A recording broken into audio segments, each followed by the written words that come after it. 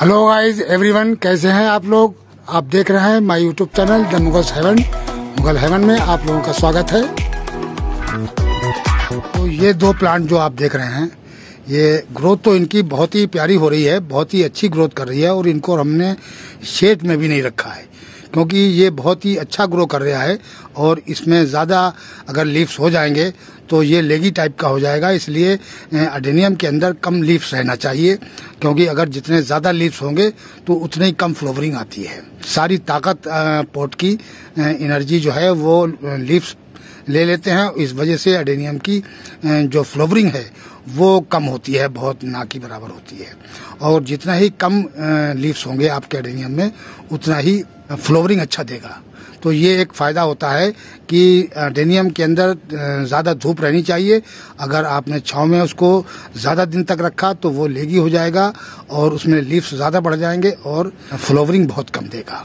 तो इस वजह से इन दोनों अडेनियम को हमने धूप में ही रखा था क्योंकि इनकी ग्रोथ अच्छी हो रही थी और इनके कोडेस वगैरह भी काफ़ी अच्छे हमने कर लिया है। ये देखिए काफ़ी हेल्दी कोडेस इनके हैं दोनों के। और ये थोड़ा सा धूप से बर्न हो गया था क्योंकि ये थोड़ा तिरछा है लगा हुआ, तो इधर से इसमें धूप पड़ती रही और ये येलो हो गया यहाँ से। कोई नहीं, मैंने इसको मल्चिंग कर दी है। इसकी जो प्रूनिंग हमने करी थी वो नवंबर के महीने में प्रूनिंग करी थी। इसको तो हमने प्रूनिंग नहीं किया था क्योंकि इसमें ब्रांचें अच्छी खासी बढ़िया चल रही थी ट्री की तरह। एक एक में से दो तीन ब्रांचें, ये देखिए यहाँ से शुरू हुई हैं, 1 2 3 और ये ऊपर तक चली गई इस तरीके से ब्रांचें इसकी। तो ये बहुत ही अच्छा ये देखिए है, इसके अंदर काफ़ी अच्छा घना हो रहा है ये। तो ये प्रून करने की इसमें अभी ज़रूरत नहीं है, हालांकि इसकी ब्रांचें पतली हैं थोड़ी, लेकिन और इस साल बरसात के अंदर बहुत ही अच्छा ये हो जाएगा अडेनियम हमारा। और ये वाला जो है ये हमने प्रून किया था नवंबर के अंदर और इसमें जैसे ही आपकी फरवरी लगी, यानी फरवरी आधी फरवरी ख़त्म हुई और इसमें वर्ड्स आ गए थे और मार्च के अंदर फ्लावरिंग होने लगी थी। तो मार्च के अंदर, मार्च अप्रैल, इसमें 2 महीने अच्छी फ्लावरिंग हुई दोनों प्लांटों के अंदर। अब इसके अंदर जब से कोई फूल नहीं आया है और इसके अंदर अब ये देखिए अब वर्ड्स आने दोबारा शुरू हुए हैं, ये दोबारा वर्ड्स आने इसमें शुरू हो गए हैं। तो हम इन 2 प्लांटों में फूलों की ज़रूरत अब बिल्कुल नहीं है क्योंकि ज़्यादा तेज़ गर्मी है। फूल अगर इधर खिलता है शाम तक मुरझा भी जाता है। तो अब फूलों की और गार्डन में भी ज़्यादा देर रुका नहीं जाता है, बस सुबह में और शाम में ही थोड़ी बहुत देर को गार्डन में आते हैं। तो सुबह में आए तो फूल पूरा खिला नहीं होता है, शाम को अगर जब हम आते हैं तो जब तक फूल मुरझा चुका होता है। तो फूलों की इतनी ज़्यादा वो नहीं है, लेकिन फिर भी इन 2 अडेनियम के अंदर हम आज ऐसा फर्टिलाइज़र देंगे जिसमें इस टाइम पे हम फ्लावरिंग ले लें। तो फ्लावरिंग के लिए हम क्या करेंगे, इसमें हम सबसे पहले तो इसके अंदर हमने फर्टिलाइज़र भी बिल्कुल ना के बराबर दिया है। लिक्विड फर्टिलाइज़र 1 मरतबा ह्यूमिक एसिड डाला था इसके अंदर और इन दोनों प्लांटों के अंदर अभी किसी किस्म का फर्टिलाइज़र नहीं दिया है। तो आज दोस्तों इसके अंदर हम थोड़ा बहुत पावरफुल बना के फर्टिलाइज़र देंगे और फूलों के लिए भी हम थोड़ा सा इसमें डालेंगे क्योंकि इस प्लांट के अंदर फूल भी बहुत कम आए थे। इसमें तो आए थे अच्छे खासे, लेकिन इस प्लांट के अंदर फूल थोड़े कम आए थे। तो अब हम इस टाइम पे ऐसा फर्टिलाइज़र देंगे जिससे इन दोनों प्लांटों के अंदर हमारे बहुत ही अच्छी फ्लावरिंग हो। और एक बात और बता रहे हैं, ये उन लोगों के लिए है जो नए अडेनियम लवर हैं, यानी जिन्होंने नया अडेनियम रखना शुरू किया है उनके लिए ख़ास तौर से ये है। पुराने तो सब अडेनियम जो लोग रखते हैं उनको सबको ही ये बात पता है कि ज़्यादा तेज़ गर्मी पड़ रही हो और ज़्यादा तेज़ धूप के अंदर रासायनिक फर्टिलाइज़र अडेनियम में न दें, और अगर उसको देंगे तो वो आपके प्लांट को जला देगा। और ख़ास तौर से अडेनियम के ऊपर धूप के अंदर स्प्रे भी ना करें। पानी का स्प्रे कर सकते हैं, पानी का स्प्रे तो आप दिन में 2 मरतबा कर दीजिए, कोई फ़र्क नहीं पड़ता है, लेकिन किसी रासायनिक फर्टिलाइज़र का स्प्रे भी ना करें क्योंकि उससे अडेनियम के जो लीव्स हैं वो जल जाते हैं। अडेनियम को ज़्यादा नुकसान नहीं होता है लेकिन लीव्स जल जाते हैं उससे। आपको अभी दिखाते हैं, हमारे साथ ऐसा हो चुका है और तभी हम आपको बताते हैं कि ये देखिए हमने प्लांट के अंदर धूप के अंदर हमने इसमें एक्सम सोल्ट का स्प्रे कर दिया। तो ये देखिए सारे लीव्स जो है वो जलने लगे हैं, ये बर्न हो गए हैं सारे लीव्स इसके, पूरे प्लांट के अंदर ये बर्न हो गए हैं। तो धूप के अंदर ये रखा था, लेकिन हमने जब कल स्प्रे किया तो हमने आज सुबह को आके देखा तो इसके ये सारे लीव्स बर्न हो चुके थे। तो ये धूप में रखने का इसका ये नतीजा है कि अडेनियम को फर्टिलाइज़र चाहे आप सॉइल के अंदर दें तब भी आप उसको शेड के अंदर रख दें 1-2 दिन के लिए, और अगर स्प्रे भी करना है तो शेड के अंदर स्प्रे करें। शेड के अंदर स्प्रे करने से कभी आपके अडेनियम को नुकसान नहीं पहुंचेगा, क्योंकि वहां ठंडा रहता है, तपती हुई धूप आपके लीव्स पे नहीं पड़ेगी और उस वजह से अडेनियम आपका बिल्कुल सेफ रहेगा। अगर आप धूप के अंदर डाल देंगे तो ये देखिए इस तरीके की कंडीशन आपके प्लांट की हो जाएगी, तो इससे काफ़ी नुकसान हो जाएगा अडेनियम को। आप जब भी स्प्रे करें तो शेड के अंदर रख के ही करें रासायनिक फर्टिलाइज़र का, और जो सॉइल के अंदर फर्टिलाइज़र देना है रासायनिक तो वो भी शेड के अंदर दें। कभी भी धूप के अंदर फर्टिलाइज़र देकर वो धूप के अंदर न रखें प्लांट को। ये एक बहुत ही ज़रूरी बात है कि इसको बहुत अच्छी तरीके से समझना चाहिए। आप बोन मील वगैरह दे सकते हैं, बोन मील, नीम की खली, इस टाइप का जो ऑर्गेनिक फर्टिलाइज़र है वो आप अडेनियम के अंदर दे दें, ऐसी कोई बात नहीं है। लेकिन उसको भी अगर चाहें तो शेड में ही रख के दें और उसको 1-2 दिन के बाद फिर रख दें आप धूप के अंदर, कोई नुकसान नहीं होगा। तो ये 2 बातें जो हैं वो बहुत अहम हैं अडेनियम के लिए कि अडेनियम को फर्टिलाइज़र, अच्छा फर्टिलाइज़र देना भी इस प्लांट को बहुत ज़रूरी है, क्योंकि ये फ्लावरिंग का प्लांट है, बहुत अधिक फ्लावरिंग करता है। इस वजह से इसको माइक्रो न्यूट्रिएंट्स बहुत अधिक चाहिए होते हैं। माइक्रो न्यूट्रिएंट्स इसको नहीं मिलेंगे तो फिर ये फ्लावरिंग भी कम करता है, ये वजह है।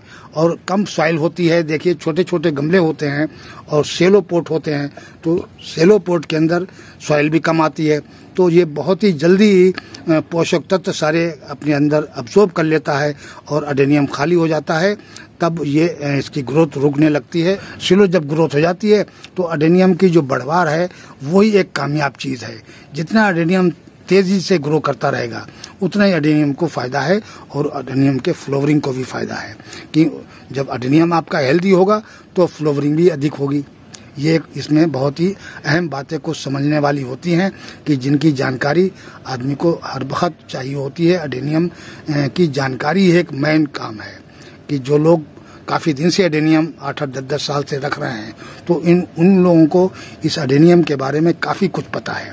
उनके अडेनियम मरते भी कम है और जो फर्टिलाइज़र किस टाइम पे कौन सा फर्टिलाइज़र देना है तो वो सब उनको जानकारियाँ होती हैं। ये जो बात है आप बिल्कुल ध्यान में रखें कि अडेनियम को तेज़ धूप के अंदर फर्टिलाइज़र दे के न रखें, उसको छाँव के अंदर ही फर्टिलाइज़र दें। अब हम करते हैं फर्टिलाइज़र की बात।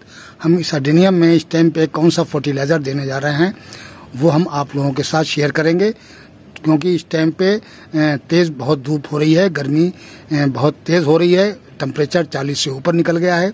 लेकिन हमने बरसात के लिए इसको अच्छा तैयार करना है और ऐसा फर्टिलाइज़र देंगे जिससे इसको काफ़ी फ़ायदा पहुंचेगा। तो आपको दिखाते हैं कि ये हमने ली है, देखिए आप, ये हमारा फर्टिलाइज़र है। ये 3 किस्म का फर्टिलाइज़र हम मिक्सचर बनाकर और अपने अडेनियम के अंदर हम देंगे।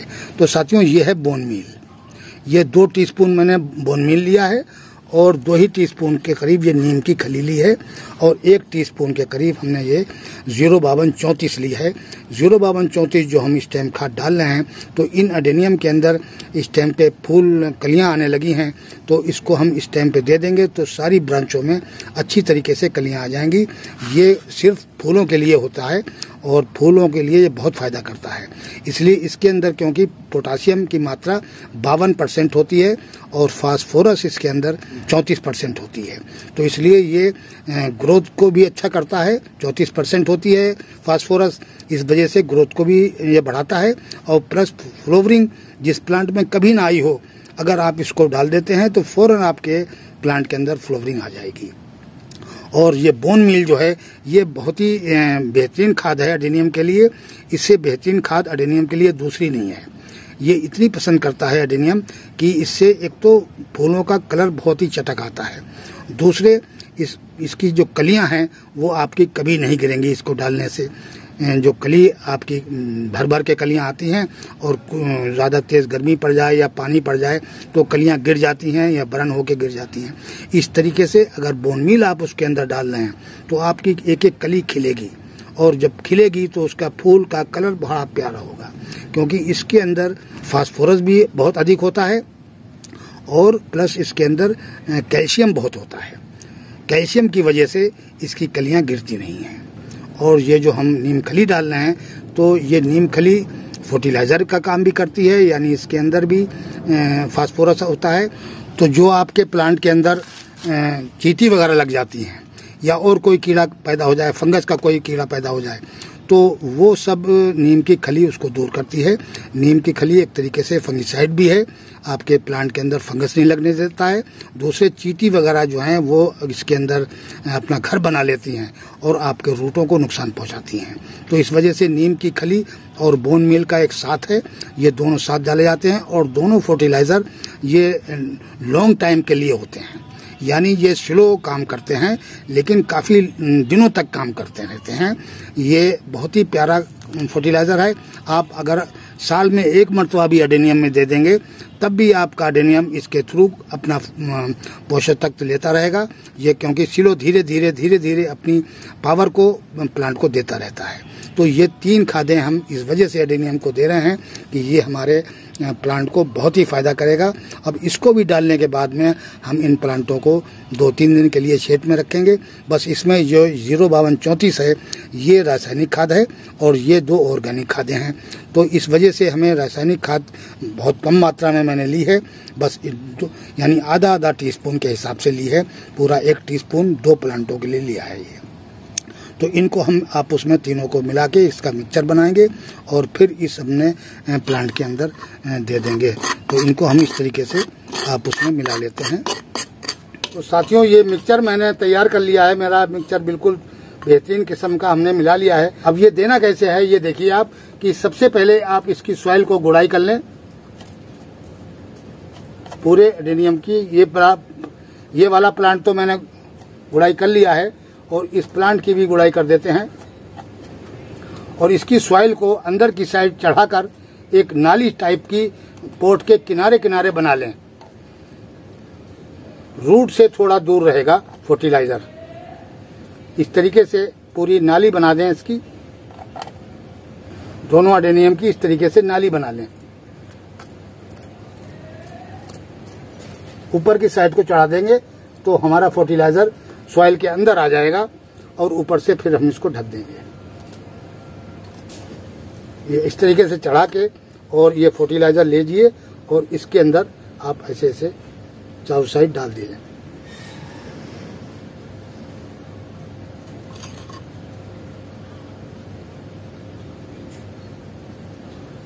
ये हो गया। अब इस सॉइल को बराबर कर लें। ये फर्टिलाइजर हमारा इसके अंदर हमने ढक दिया है और बाकी का हम इसमें डाल देते हैं।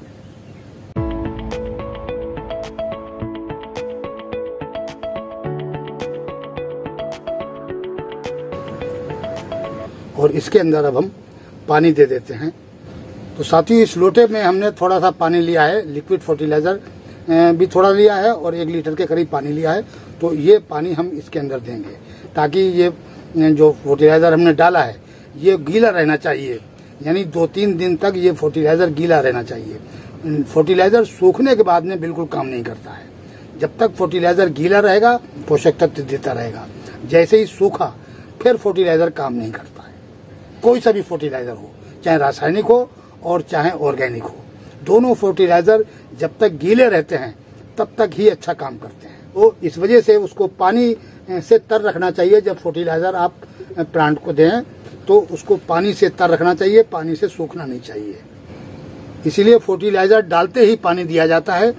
खेतीबाड़ी में भी ऐसे किया जाता है। खेतीबाड़ी में जब फर्टिलाइजर दिया जाता है तो उसको फौरन पानी खेत में लगाया जाता है।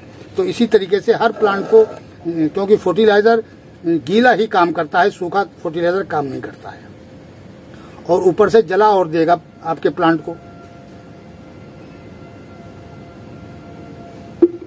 हल्का हल्का पानी दें ताकि हमारा फर्टिलाइजर नीचे से न निकले। तो इस तरीके से साथियों अपने प्लांट को फर्टिलाइजर दे के और उसको शेड में रख सकते हैं। और रखने के बाद में फिर इसकी ग्रोथ देखिए, क्योंकि अब टाइम आने वाला है बरसात का। तो बरसात तक ये इतने हेल्दी है, हम अपने प्लांट को बना दें ताकि हमारे बरसात के अंदर जो इनके कोडेस हैं वो खूब मोटे मोटे हो जाएं, ब्रांचें खूब डबल मोटी हो जाएं और प्लांट बहुत हेल्दी हो जाए। फिर बरसात के बाद में जो ये फ्लावरिंग करेगा तो देखते ही बनेगी आपके प्लांट को कि आपने किस तरीके की बात बताई है। हमारा प्लांट तो बहुत हेल्दी हो गया है और बहुत ही फ्लावरिंग अच्छी कर रहा है। तो साथियों, वीडियो कैसा लगा? आज के वीडियो में इतना ही। मिलते हैं अगले वीडियो में नए टॉपिक और नए कंटेंट के साथ। अगर हमारा वीडियो अच्छा लगे तो लाइक कीजिए, शेयर कीजिए और सब्सक्राइब कीजिए। शुक्रिया, धन्यवाद।